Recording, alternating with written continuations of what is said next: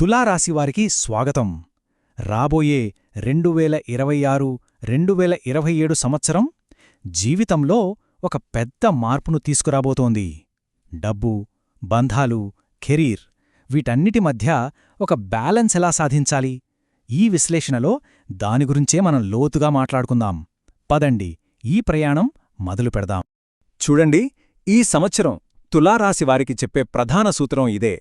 ఎంత సంపాదించారు అనేది కాదు, ఎలా జీవించారు అనేదే ఈ సంవత్సరం విజయాన్ని నిర్ణయిస్తుంది.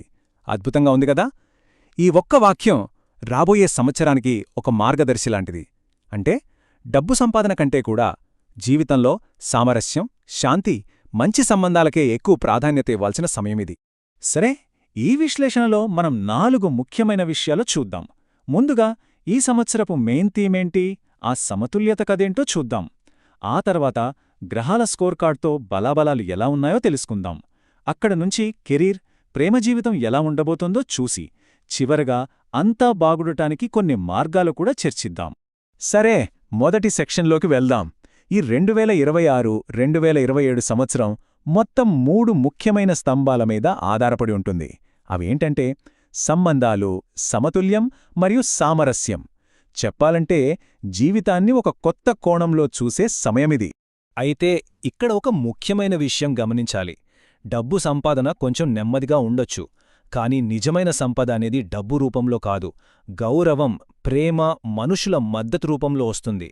జీవితంలో ప్రతి విషయంలోనూ ఒక అందమైన బ్యాలెన్స్ తీసుకురావడంపైనే ఫోకస్ ఉండాలన్నమాట.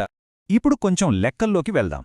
ఈ సంవత్సరానికి సంబంధించిన సంఖ్యలేం చెప్తున్నాయో చూద్దాం. దీన్ని ఒక కాస్మిక్ స్కోర్ కార్డ్ అనుకోవచ్చు.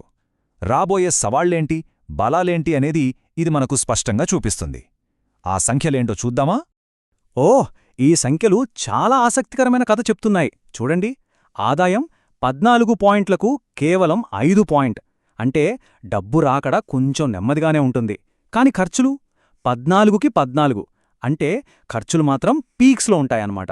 అయితే అసలైన బలమెక్కడుందంటే రాజపూజ్యంలో, అంటే సమాజంలో దక్కే గౌరవం.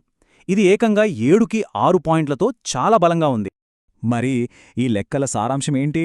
నికర ఆర్థిక ఫలితం -9. ఇది నిజంగా ఒక పెద్ద హెచ్చరిక.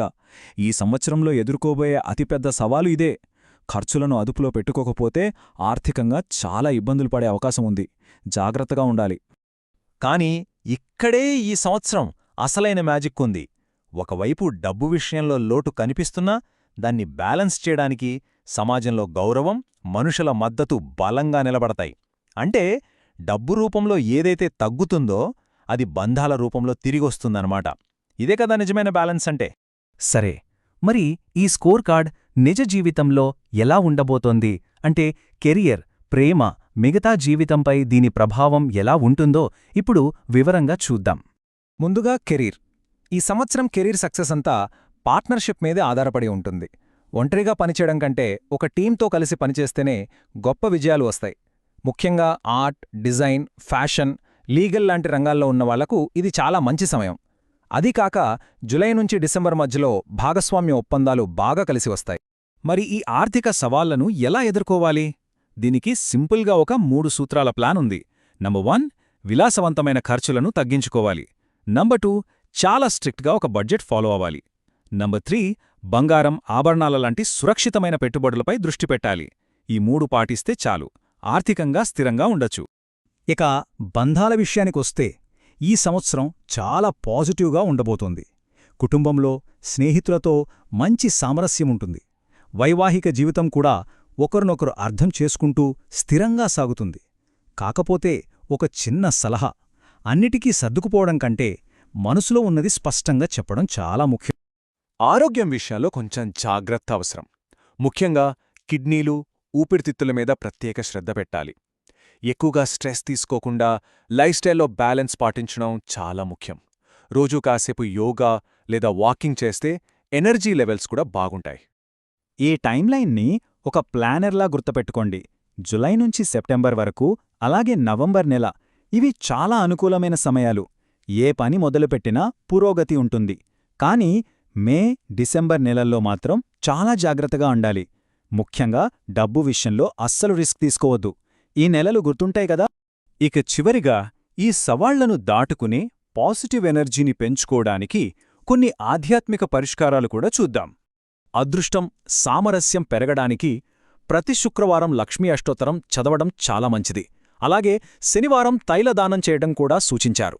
కావాలనుకుంటే వజ్రం ధరించడం కూడా ప్రయోజనకరంగా ఉంటుంది. ఈ పనులన్నీ రాశి అధిపతి అయిన శుక్రుడి బలాన్ని పెంచి మంచి ఫలితాల్నిస్తాయని నమ్మకం. సో ఫైనల్గా ఈ సంవత్సరానికి సంబంధించిన ముఖ్య సందేశం ఇదే: గెలుపోటముల గురించి కాదు, జీవితంలో ప్రతి విషయంలోనూ సమతుల్యతను సాధించడమే అసలైన లక్ష్యం. ఆ డాలెన్స్ సాధించగలిగితే అదే నిజమైన విజయం. ఈ విశ్లేషణ ఇక్కడితో ముగిసింది. కాని వెళ్లే ముందు ఒక ప్రశ్న: ఈ రాబోయే 2026-27 సంవత్సరంలో తులారాశివారు తమ నిజమైన సమతుల్యతను ఎక్కడ కనుగొంటారు? కేవలం డబ్బులోనా, లేక సంబంధాలలోనా, లేదా ఈ రెండింటినీ బ్యాలెన్స్ చేసుకోవడంలోనా?